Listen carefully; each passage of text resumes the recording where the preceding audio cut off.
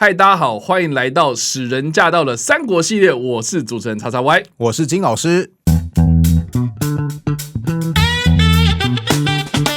我们这个节目呢是要来聊聊有关于三国这个电视剧当中的一些历史人物概要啊。那我们这一集聚焦的是三国这个电视剧的第一集的内容。在这一集的内容，我们看到的是年轻的曹操他上朝嘛，又到了王允家做客，跟王允做了一些阴谋的计划。那在这个故事背景当中呢，他最一开始有介绍到了东汉末年的一些混乱政局啊，当中有一个关键的人物就是董卓啦。那这一集我们要来好好介绍有关于董卓的故事。那我第一个很想问的问题就是，我们在很多的影视作品或是在历史的小说当中，对于董卓的描述呢，真的是非常非常的极尽侮辱啊！不是很胖啊，就是很色啊，要不然就是怠慢国政啊，挟天子以令诸侯等等的这些比较负面的描述。那我就很好奇，历史上的董卓真的是这样的一个人吗？今天就要来好好的问一下金老师，你对这件事情有什么样的看法咯？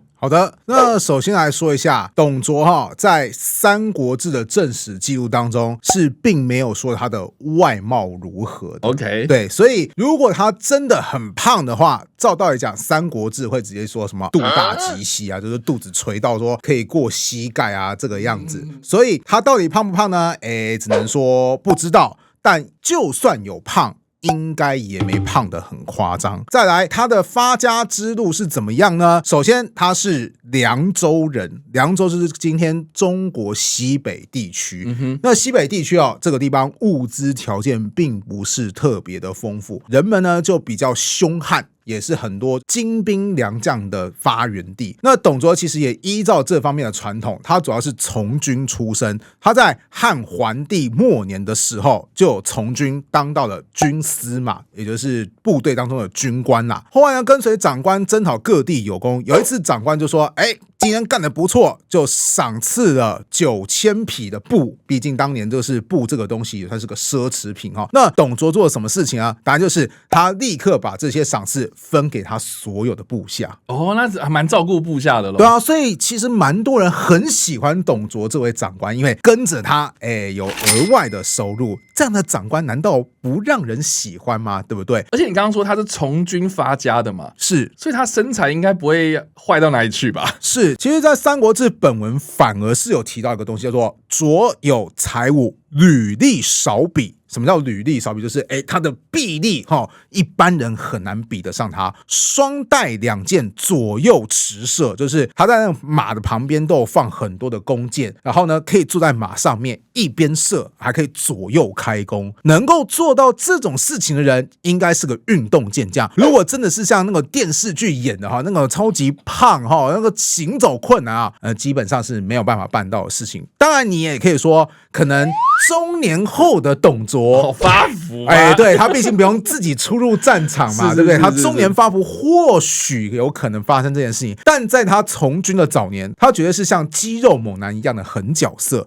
好，那继续说回来，根据一个补充的史料叫做《英雄记》，还有提到说卓数讨羌胡，前后100余战，也就是说，这个人的实战经验非常非常的丰富。战争嘛，就是会有赢也会有输的时候。根据《三国志》记载，有一次董卓他担任军官，去征讨当时叛乱的韩遂跟边章这些叛乱分子，结果呢，他反而被当地的羌胡人士数万名包围住。那在这个看起来就是人数比别人少绝体绝命之际，董卓做什么事情呢？他命令各位部下说：“来，你们给我去捕鱼。”捕鱼干嘛？吃啊！我现在被包围啦，我们要赶快。这附近正好有一个河流，我们去到河流里面当中能捕多少鱼就捕多少鱼，看能支撑到援军来。那这个时候，旁边包围他的羌胡就想说：“你看他没招了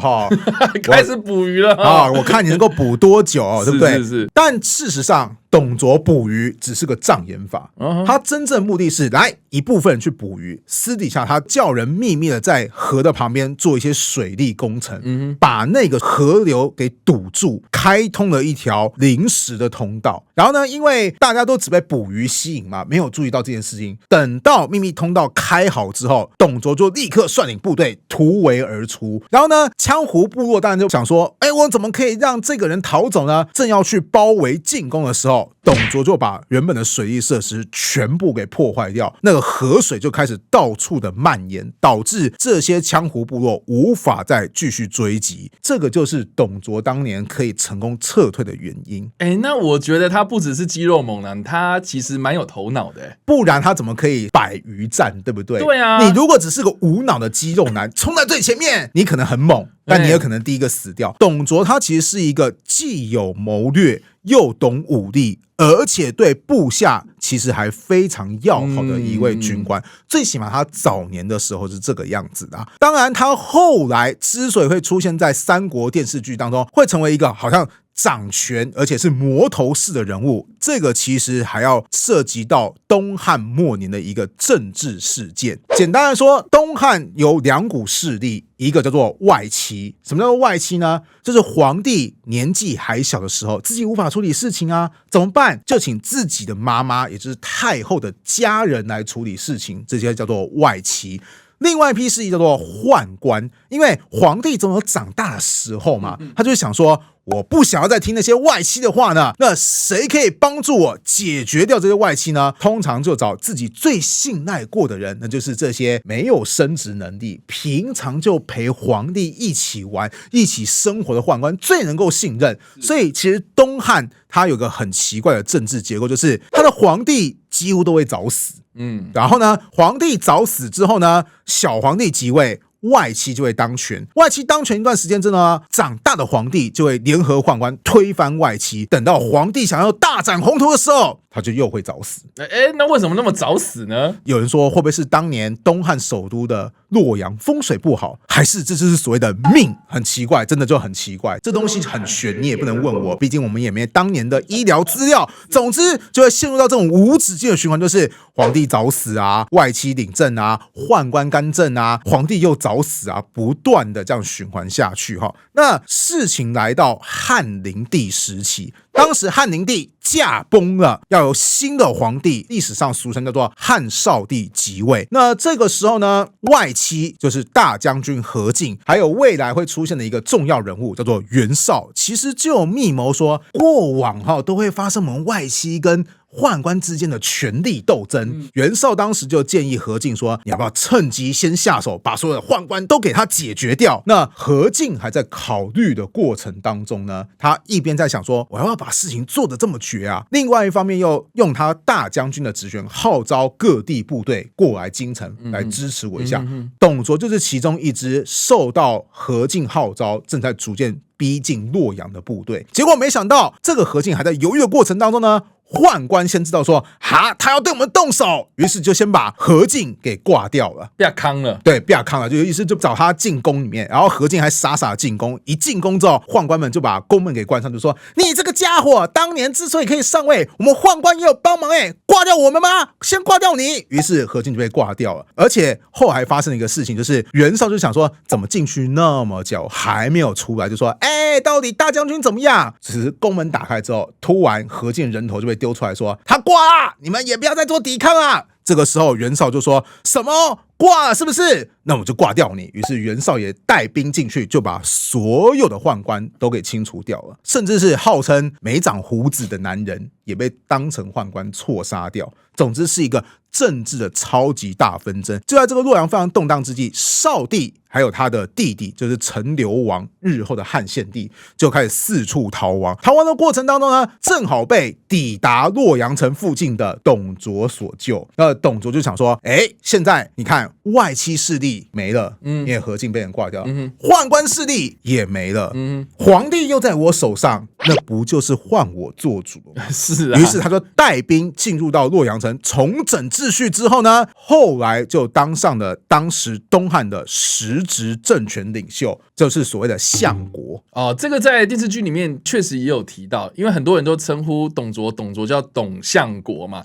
那相国到底是什么样的一个职位呢？其实相国就是我们一般当中熟悉的宰相。那其实这个名称是从春秋战国时期的秦国开始出现的。OK， 但是这个名称一开始比较像国，叫做项邦。大家有听过兵马俑吗？有。对，那个兵马俑当初被挖出来的时候，一开始是兵马俑的武器被挖出来。是，那秦国当年在制作武器的时候，很讲求责任，就是武器如果品质不好，我要找谁算账？哦，所以上面要签名嘛，我记得。对，所以武器上面会说，这是哪个小官做的？小官的负责人是谁？负责人的负责人是谁？到最后总会签到总负责人。是当时被开挖出来的时候，总负责人就是项邦吕不韦。OK 历史上很有名的一个人物哈。